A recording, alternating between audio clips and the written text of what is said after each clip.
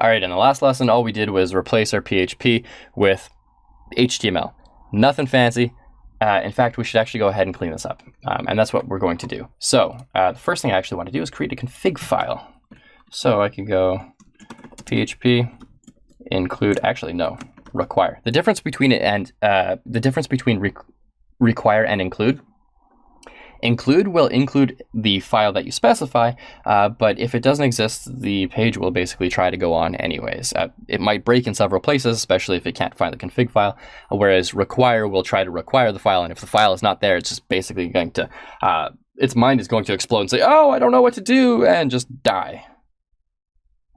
Now, in some cases, we want that. If we can't load the config, we can't do anything else. So require once, and let's do inc/config.php. Save. When we go over to our page, watch the error. Actually gave us 500. Again, it's because that doesn't exist. Create a new folder, inc, create a new file in there called config.php.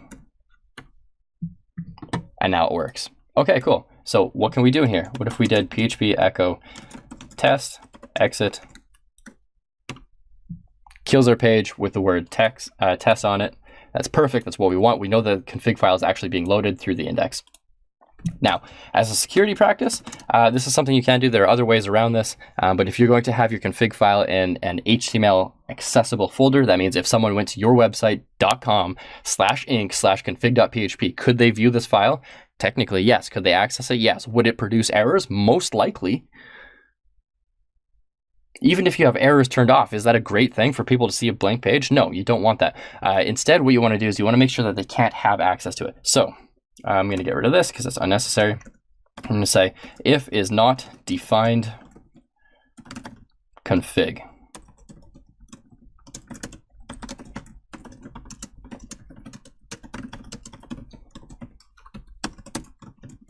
Cool.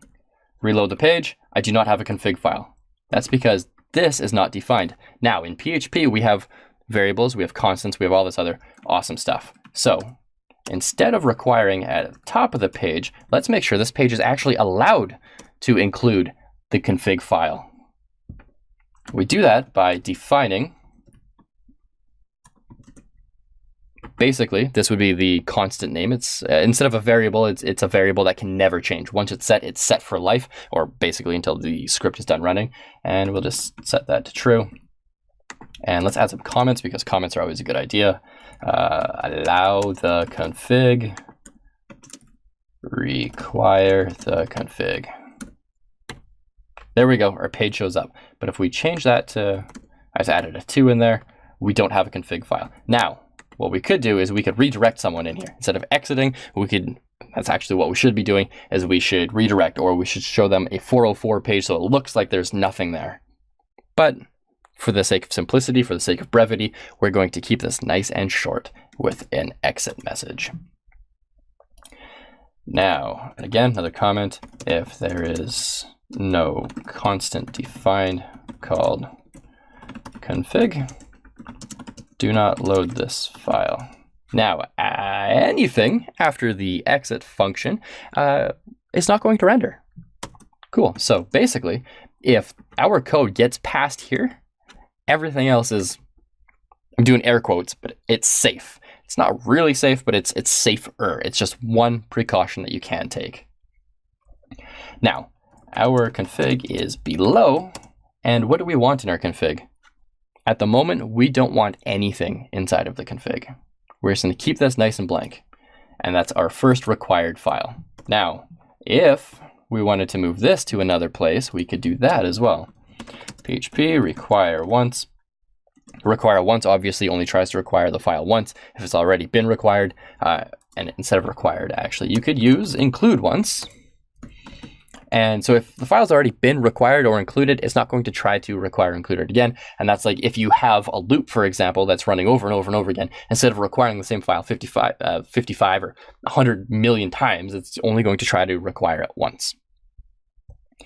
In here, we're going to go inc/footer.php, which does not exist. I'm going to cut that code, go in here, new file, let's call it footer.php, put that in here. Spacing of tabs doesn't really matter. Now, if we wanted to do the same thing with footer, we could just throw that in here. Make sure we have our PHP opening syntax and our closing syntax. Now, our footer is never going to load if there is no config loaded. And our config is loaded up here. Now, again, maybe not the best way to do it. Certainly not the worst way to do it. Instead of having, footer check for config, you could have another constant in here. Allow footer is equal to true. And in here we say, if not defined, allow footer. Basically, the config file is not allowing you to have that in there. We're not going to do that. We're going to keep it, again, very simple. In fact, I don't really care if people can even access this file because it's just a little bit of JavaScript. There's nothing secretive in this file that we need to keep away from everybody. It's basically just a template file. So I'm going to undo that stuff, save that, go back to our page, reload, inspect, and in our console, there are no errors or no warnings. And just to show you what I mean by that is if I did, let's just add a bunch of 2s in here to make this really gross. And I refresh the page. It says can't get any of these. Essentially what it is saying is these are 404ing. These files do not exist. But if I undo those, we don't get those warnings. That means those files are being loaded onto our page perfectly fine. And voila, we have a cleaner index page. Now, that brings us to our next one. We don't necessarily want this to be our index page. So let's go ahead and resave this. And I'm just going to duplicate it. I'm going to call it login. And this page is not going to have anything on it. And this is just going to say, you know what? I'll go hello world, and let's throw a little bit of PHP in there. Date, year, month, I don't know, day, sure, whatever.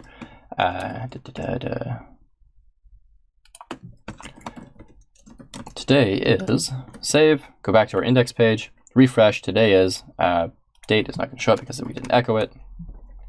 There we go, that's the date. Nothing great. But if we go into login.php, now we have a special login page. Now what we're going to do is we're going to duplicate this one more time. Actually, we're going to duplicate the login page itself, duplicate, and we're going to call it register. And instead of calling this class JS login, we're going to call it JS register, and it's going to have a different functionality. Now you can add your email, you can add your password, you can add a second password in there so that people have to type their password in twice, all sorts of stuff. But essentially, when this form is filled out, it's going to act differently through JavaScript. And that brings us to our Ajax section, which is a little bit ahead of ourselves right now. But we have basically a regular page here where, let's just do register so we know what page we're on. We have regular pages here where our site actually looks a little bit different. And I'm just going to leave some spacing in here. I don't prefer a lot of spacing, but I'm doing that primarily for the video here. And so if I did this is login page, and if I went to register.php, we get register page. And actually that can change too. That doesn't need to be login, that can be registered. Now we're going to be doing a lot with these login and registration pages, and they're going to actually be drastically different considering the fact that they look pretty much identical at this point. So there we have it. We have an index page, we have a login page, and we have a register page. In fact, I don't even like that. Let's go ahead and change that to login.php. We're just going to add a link in here, login and register.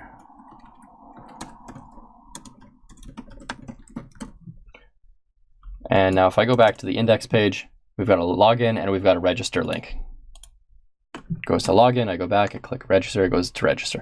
Awesome, so now we have our basic pages set up. Finally, Caleb, we're actually getting into something good. Yeah, this is part of setting up a project though, is the boring HTML elements, the setting up your page structures, the getting your config set up. People don't tend to like to do that.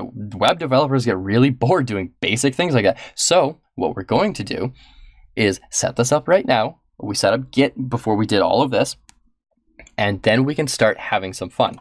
Now, I mentioned Git status. Look at this. We modified index. We also have a bunch of new files in here.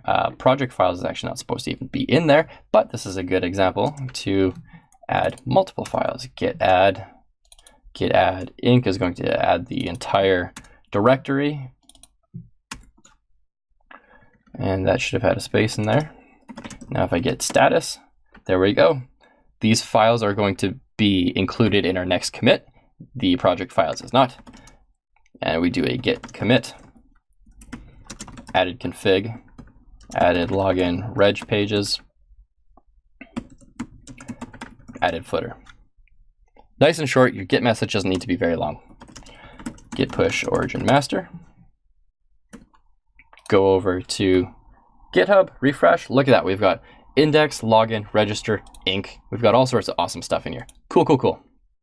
Should these have been in their own Git messages? Should we have Git committed one file at a time? Yeah, we probably could have done that, but just because this project is so tiny, it's not that important. Now, if you're working on a big project, like $100,000 website, yeah, maybe do different Git messages so that people in your team can see what exactly is going on. Or if your Git message is going to be really long, maybe split it into 2 Git messages, or Git commits rather. So there you have it. Let's move on to the next lesson.